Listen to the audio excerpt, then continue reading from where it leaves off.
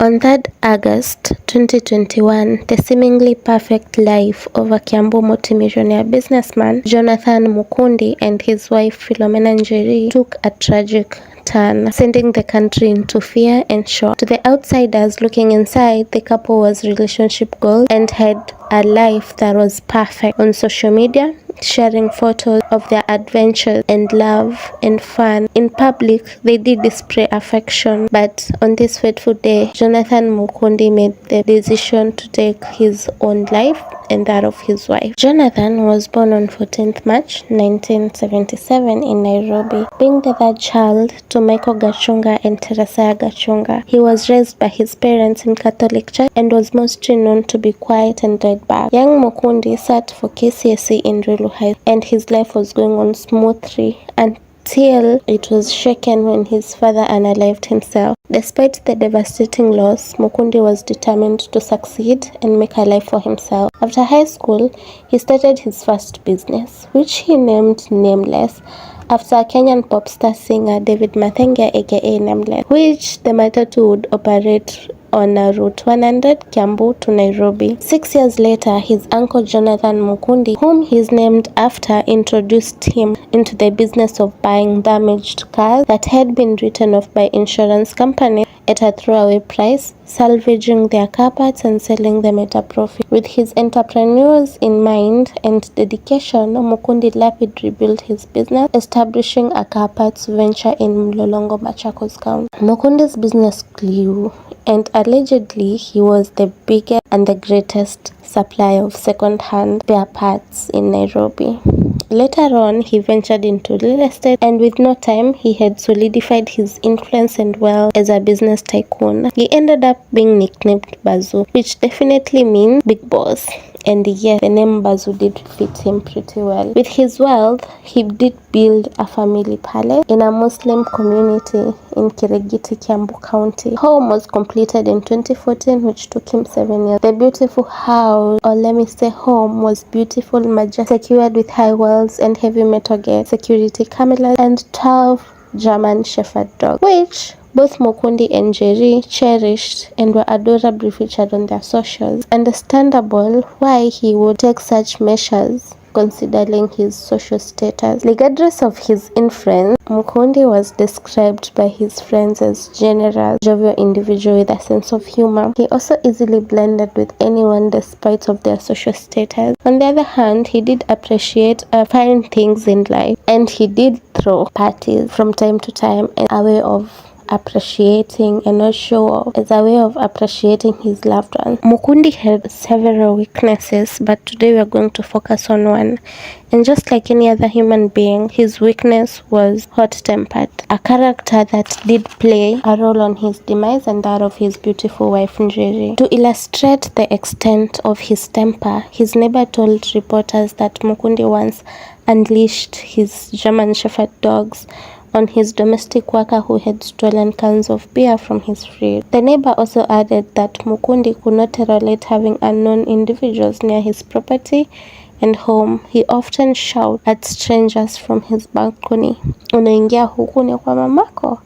and then proceeded to chase them away without letting them give any explanation. Mukundi had an ex-wife and 3 children, 2 boys and 1 girl, living 13,000 miles away in the US. The details about Mukundi and his ex-wife are not on the public domain, but what we know for sure, he did keep a close relationship with his children, for he traveled a lot to go see them. Jonathan would find love again in 2010, none other than Philomena Njeri Wanji. Let's talk about Njeri. Njeri, as she was popularly known by friends and family, she was born on 3rd March 1991 in Kagenja, Kirugwa town, to Margaret Wanjiru. With Njeri's dad out of the picture and her being an only child, she did share a close relationship with her mom. Her mom raised her as best as she could, and Njeri turned out lovingly and having a golden heart. Her academic journey, she went to Kiambu Primary School and excelled in her KCPE exam in 2004, and then joined Kilugwe Girls High School and sat for her KCSE exam in 2008. When she managed to join Zita College and study for a diploma in ICT. After completing her diploma, she started a small business in Kiambu town. Outside of her work, Njeri did enjoy going out with her friends, and just like Mukundi, she did love the fine things in life. The two would end up meeting in 2010 at a local club after Njeri left with her friend to go have a nice time. And despite the age difference, she's 14 years, the two would hit it off. Mukundi and Njeri had a lot in common. First of all, they were both born on Mars and were business people, and they did love good things in life. Njeri's outgoing personality did complement Mukundi's more laid-back personality. Their romance took off, and the two settled down as husband and wife in a calm-stay arrangement soon after meeting. Later on, Njeri left her small business and went to manage her husband's second-hand spare parts dealership in Mlolongo. Apart from learning the business, Mukundi and Njeri frequently did travel together and hosted several parties for family and friends at the house. Sometimes they did just chill by themselves in the house or visit their families, especially their mothers. They did love their mothers. Sadly, when they hit their 6 years in marriage, Mukundi and Njeri began fighting, arguing a lot, and it became something that is normal and frequent for them to break up. And Njeri would frequently leave her matrimonial home to her close friends or family. And those close to the couple from outside did allege that their numerous fights and breakups were over a lot of things. But those mentioned are Njeri used to party too much, infidelity, and they didn't have any kids. They also claimed that between 2020 and 2021, the fights were more frequent and increased. And given that 2020 was during the pandemic, where people are locked in together, they tend to lose their mind. And 2021 would be the year when Mukundi and Njeri would be normal. And this started on one Wednesday morning, it being 3rd March 2021, when Njeri would turn 30 years old. One of the couple's domestic workers claimed that in true Njeri style, she did enjoy herself to the fullest. I mean, she was turning 30, saying goodbye to 20-year-olds, and hide that she allegedly did throw a lavish party to celebrate herself with family and friends.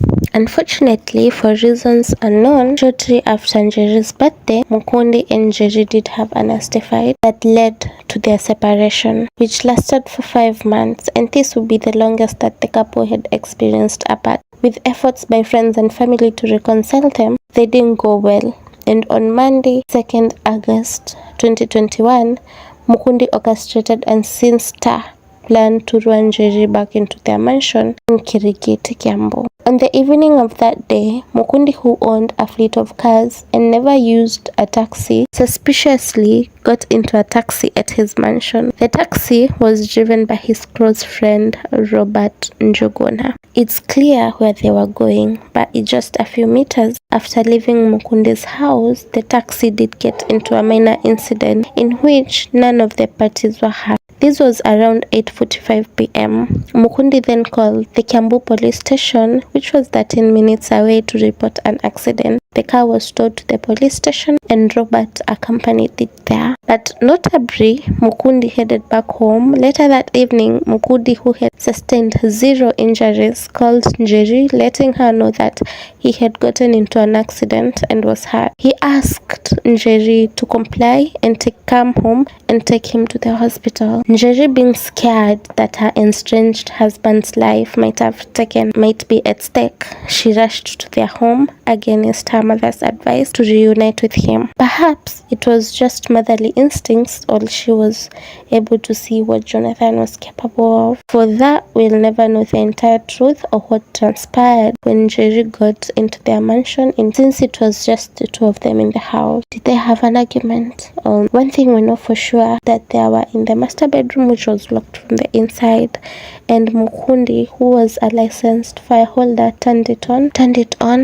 Njeri taking her young life before turning it on to himself. The following day, Tuesday 3rd of August 2021, the couple's domestic workers who lived in the quarters outside of the main house noted that the couple had not come downstairs for breakfast or lunch, and they assumed that they might have slept in. It was Mukundi's friend Robert, who he had been with the previous day, who suspected something was wrong, and he called him for hours and did not get a response. According to Robert, Mukundi always picked up his phone.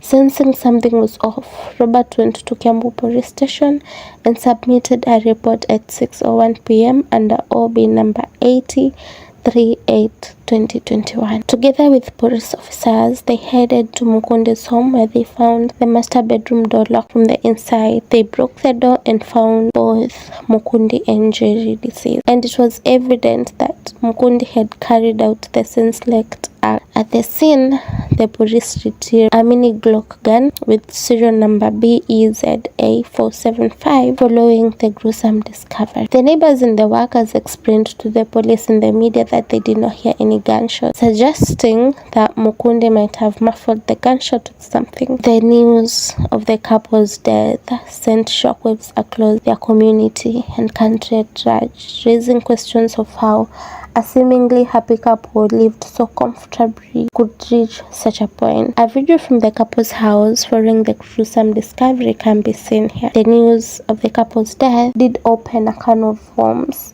as reporters and the general public tries to postulate what issues caused such rift between them. Most people did speculate reasons for their fights, told by friends, domestic workers exclusively, which include excessive reparting, the lack of kids, money, and infidelity. Specifically, those in the couple's inner circle noted that Mukundi was displeased with njeri's parting and long nights out, which he deemed excessive.